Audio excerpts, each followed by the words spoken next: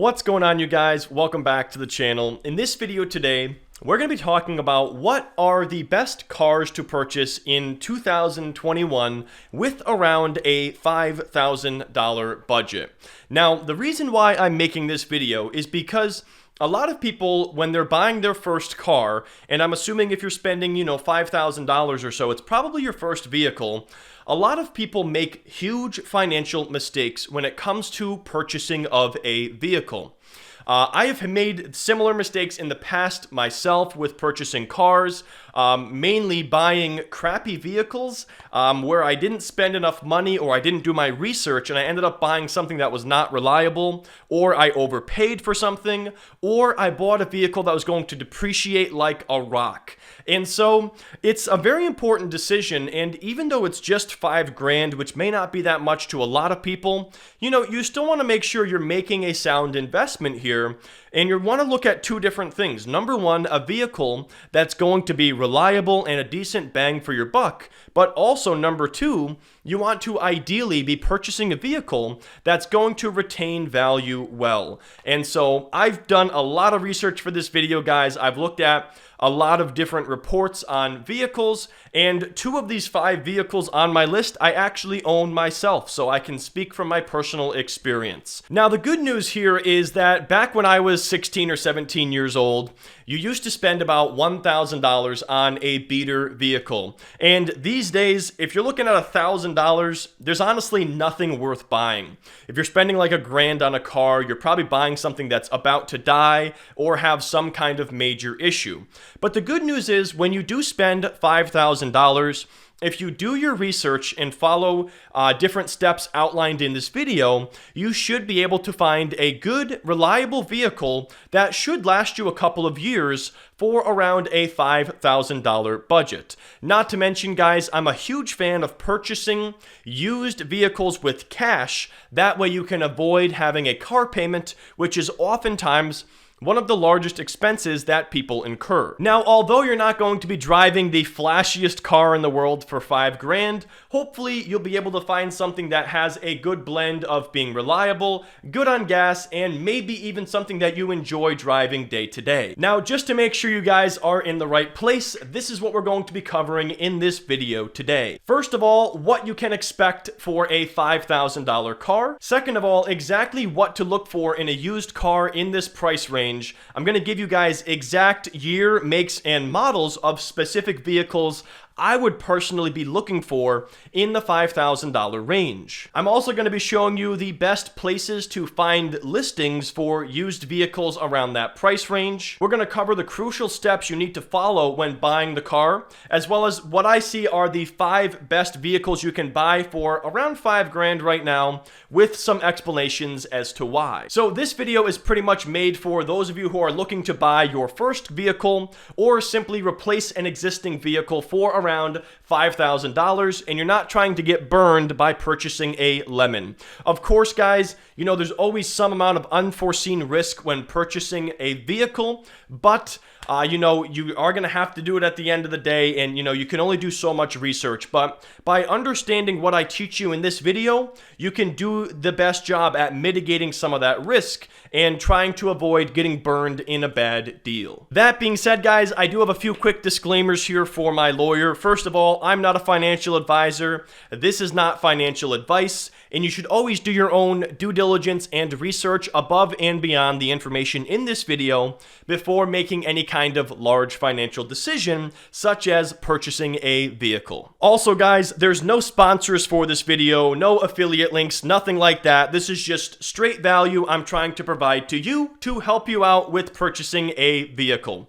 That being said, guys, let's jump right into it and talk about what to expect in a car that's around $5,000. Well, first of all, you're probably going to be looking at a vehicle with around 100,000 to 150,000 miles. And while this may sound scary to you, if you buy the right vehicle, there's countless vehicles out there that average 200 or 250,000 miles or more on the original engine and original transmission, as long as that vehicle is maintained well. So don't be afraid about that. And typically speaking, in a $5,000 vehicle, it's usually going to be a car or SUV or truck that's at least 10 years old. So you're not going to be looking at a certified pre-owned vehicle in this price range. You're not likely to have any form of warranty unless it's covered by the Lemon Law or some other similar law in your state. So just have realistic expectations on what type of vehicle you're going to be looking at for this price. Now, that being said, guys, there's a number of different things you should be looking at when considering a vehicle purchase.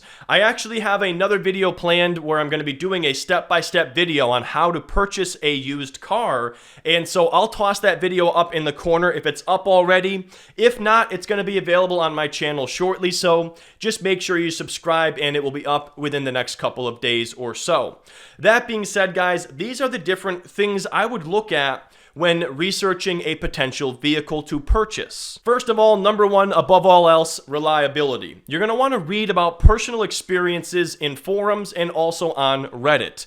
I do like Consumer Reports, but I also know that they're oftentimes compensated for their articles, so typically, I like to just go right to the forums. So, for example, I belong to two different forums, one for Jeep Wrangler owners and one for Honda CR-V owners. And so, whatever vehicle you're looking to purchase, look for an online forum related to that vehicle, join the forum, and look for articles about the reliability of that vehicle, because consumers are going to be honest about the pros and the cons of each vehicle. So that is always a good option, is looking through online forums and utilizing very fair and honest sites like Reddit, where it's just people freely sharing their thoughts and feelings about a vehicle. I would also recommend checking out reports on JD Power and Consumer Reports, but again, take that with a grain of salt, just because we know that these publications are often compensated for those reports. I would also look at vehicle history reports as well. I mean, if you're spending $5,000 on a car, it might not be worth it to pay for a Carfax report. But if you are somebody who wants to have that information, you know, it might be worth it to spend the $30 or $50 that it costs to order a full report on that vehicle. Now, the advantage of this is that any major work done to the vehicle is going to be tied to the VIN, or vehicle identification number. So if you order a professional report from Carfax or some of the other ones out there that are available, there's some free ones and there's paid ones. This is going to allow you to see if there's any accidents, insurance claims, and repairs tied to that VIN number that you might be unaware of, because oftentimes you're going to have somebody telling you that, hey, this vehicle's got a clean record, there's nothing on it, and then you find out that there was a collision, which is going to affect the value of that vehicle because there was an accident and then repairs were made, and that just lowers the value of that vehicle. This will also show you how many owners that vehicle has had, because the more owners, the lower the vehicle is often worth. People like low owner vehicles, not high owner vehicles. Beyond history records, you may also want to ask the owner about any maintenance records, and if they don't have any, that might be a red flag, guys. I'm pretty meticulous when it comes to vehicle ownership, and so I have a log in my glove box where I jot down every major piece of work done to those cars. That way, when I turn around, if I eventually sell any of these vehicles, I can say, hey, here's exactly what's been done, and here's when it was done, and I just have clean maintenance records, which shows that this vehicle was well maintained. Another important question to ask is whether or not there have been any recent replacements done on that vehicle, such as things like brake lines, tires, suspension, and different wear and tear components, because you're going to want to know if the car needs a brake job 2 weeks from now.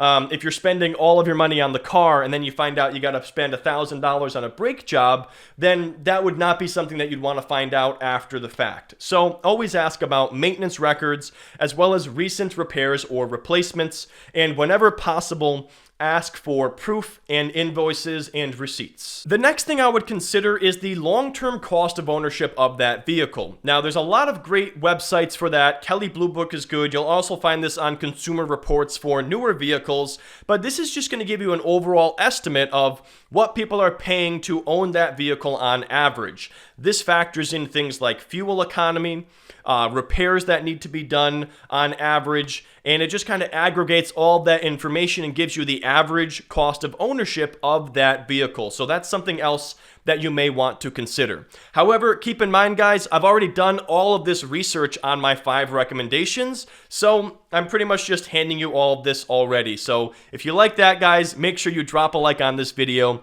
and maybe leave me a thank you in the comments or whatever you guys want to do, whatever you feel like. But anyways, guys, the other things I would consider is any additional features that matter to you. So do you want a truck versus an SUV versus a passenger car? How many seats do you need? Are you worried about cargo, safety, etc.? Do you plan on having your dog coming in the car in and out?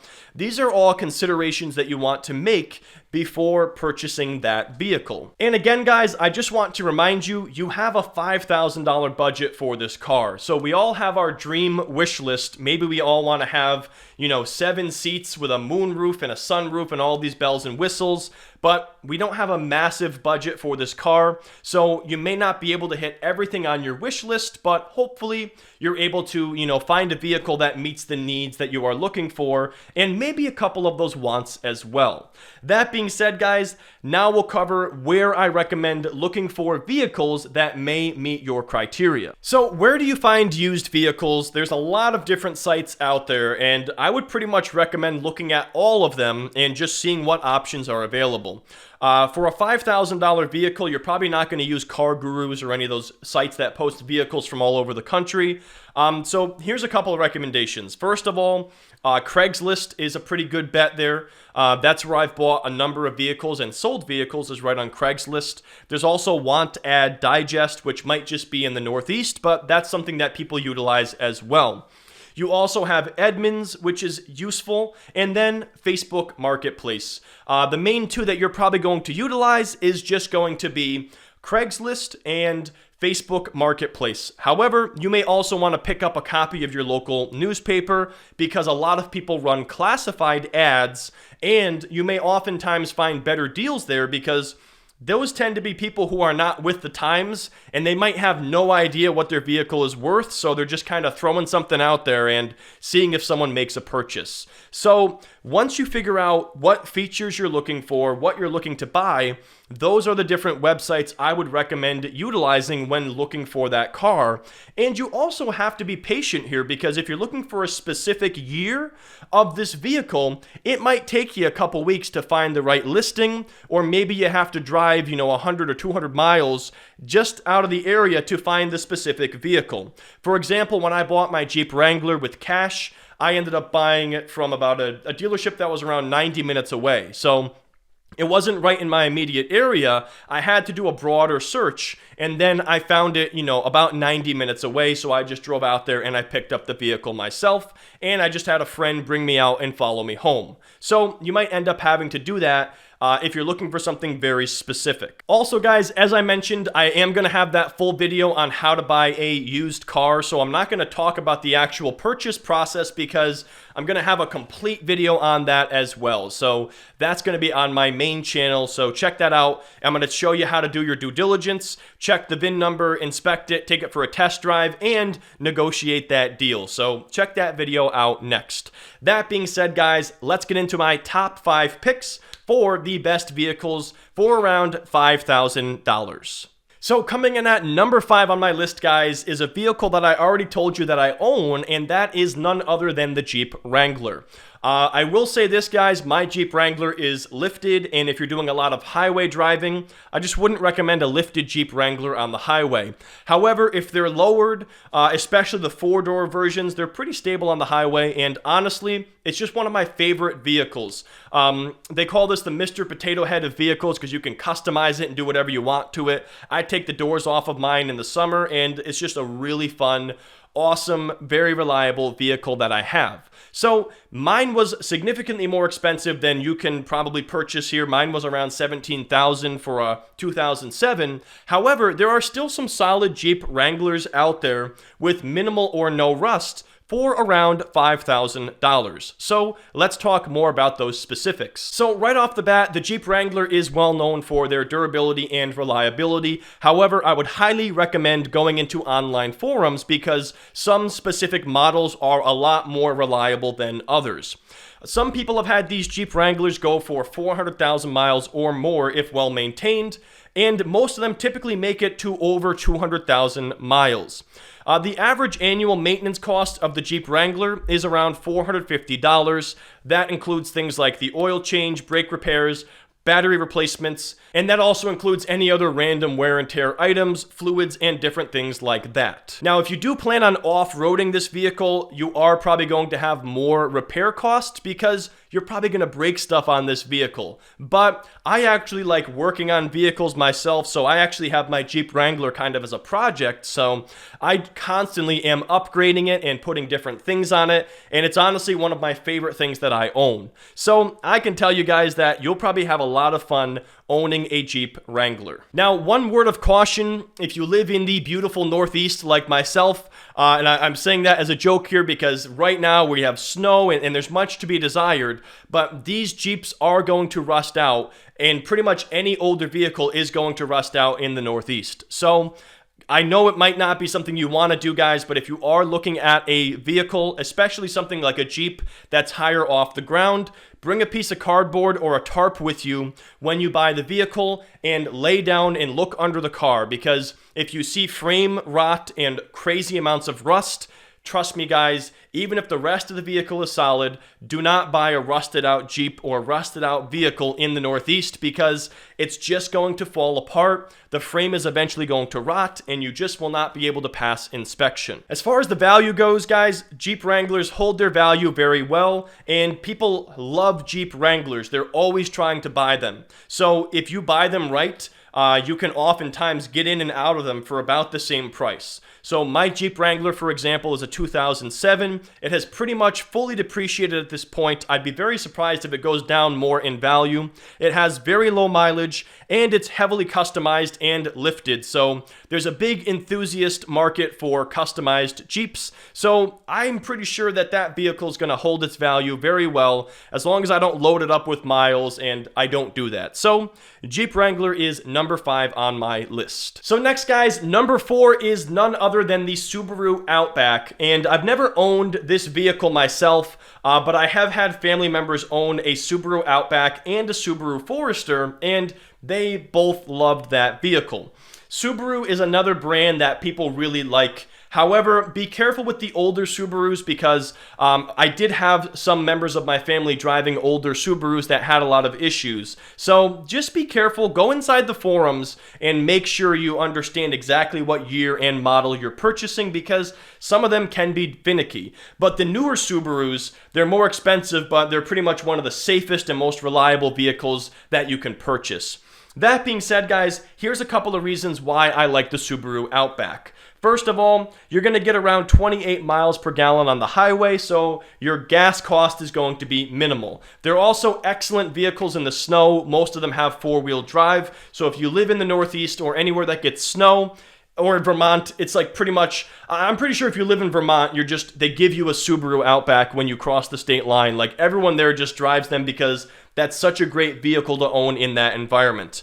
Subarus tend to be a little bit more expensive to repair, but if you buy one that is pretty reliable, repairs are not needed as often. If you're able to buy a well-maintained Subaru Outback with minimal to no rust, and you continue maintaining it well, you'll probably see that car approaching 300,000 miles or more. So honestly, guys, Subaru Outback is a pretty solid choice. Number 3 on my list is kind of a strange one, and it's from a car company called Scion, which has been discontinued entirely. But a lot of people are unaware of this brand, and they don't know that it's actually owned by Toyota. So when you purchase a Scion vehicle, it's the same equipment and the same engines from Toyota, which is a very reliable car manufacturer. So number 3 on my list is the Scion XB. So Scion was kind of a failed project by Toyota. It was a brand that was aimed at young people, but it was scrapped in 2016 and ultimately just combined with Toyota.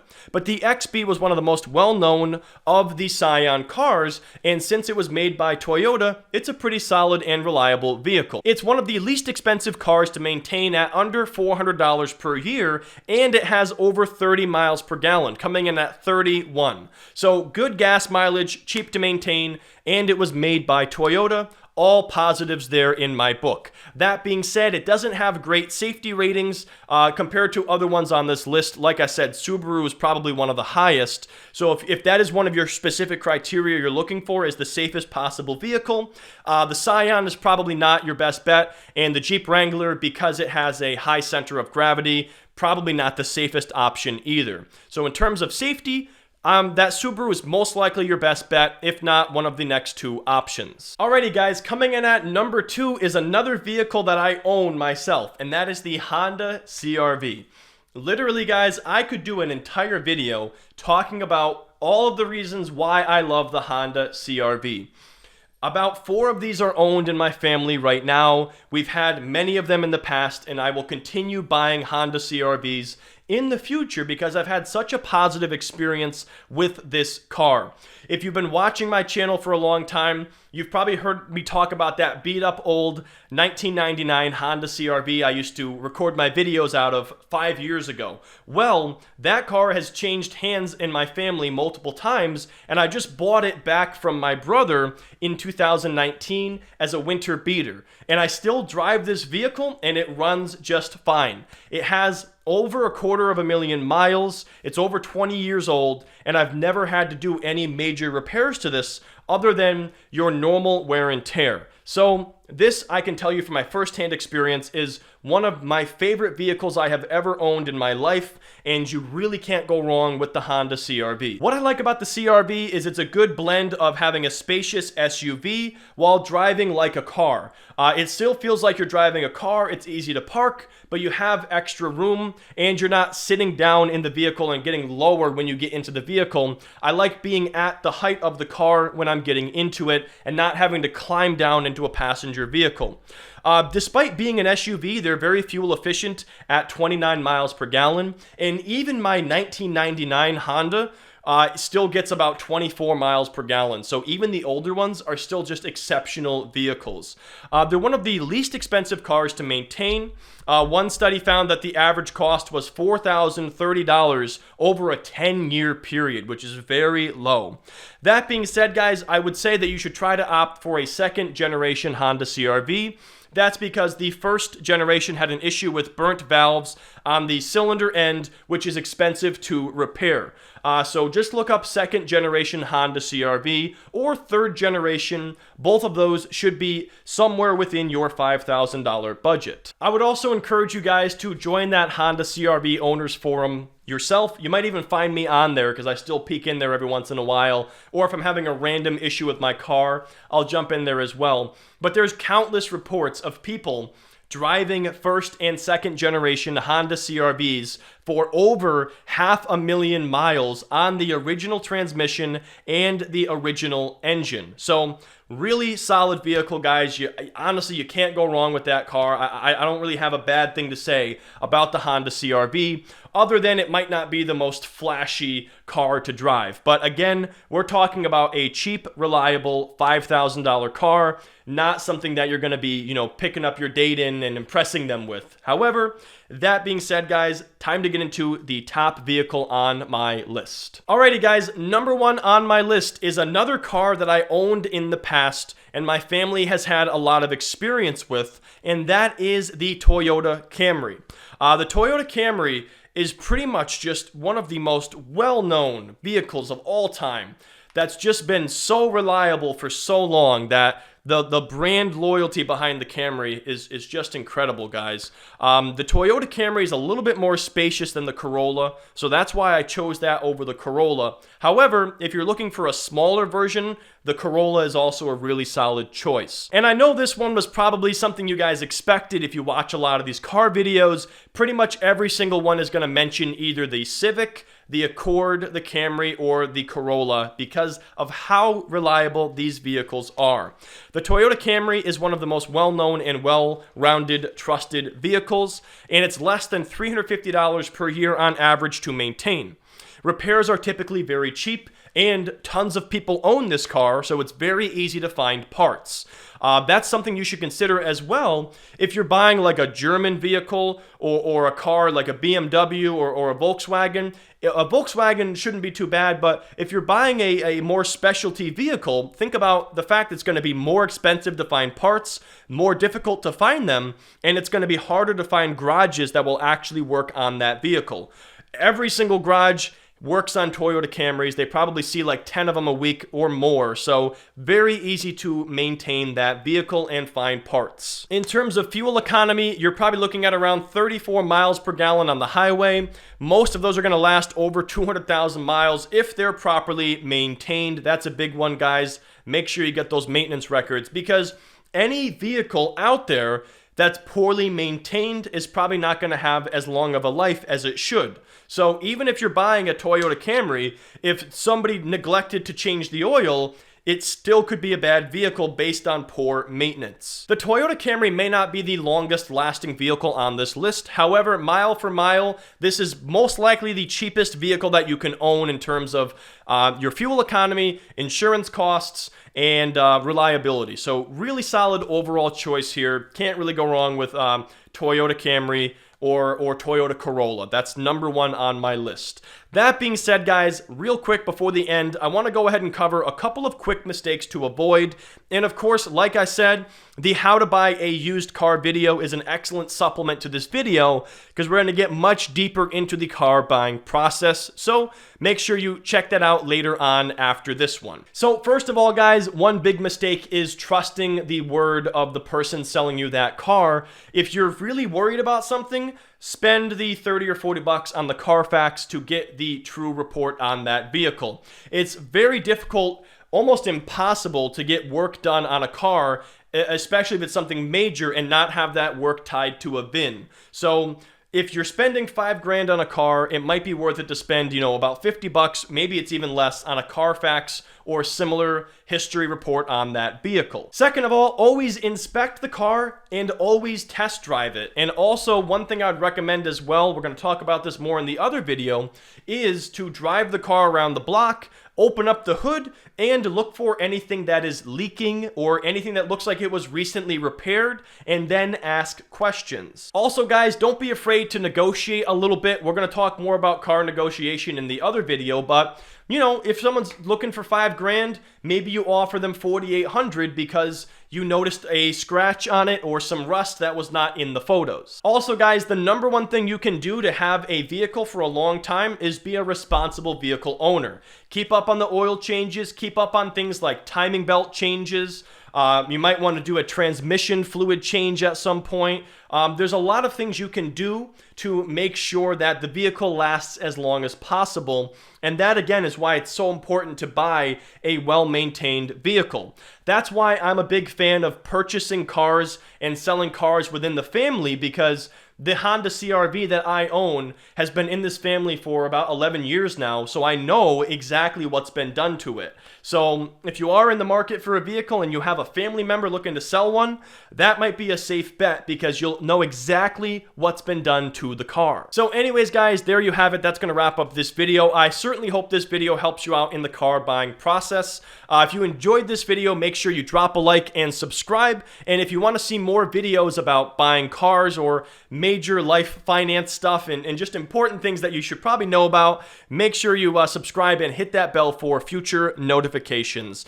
Thanks so much for watching, guys. Check out that full video on how to buy a used car if you want to take the next steps. And if not, I will see you in the next video.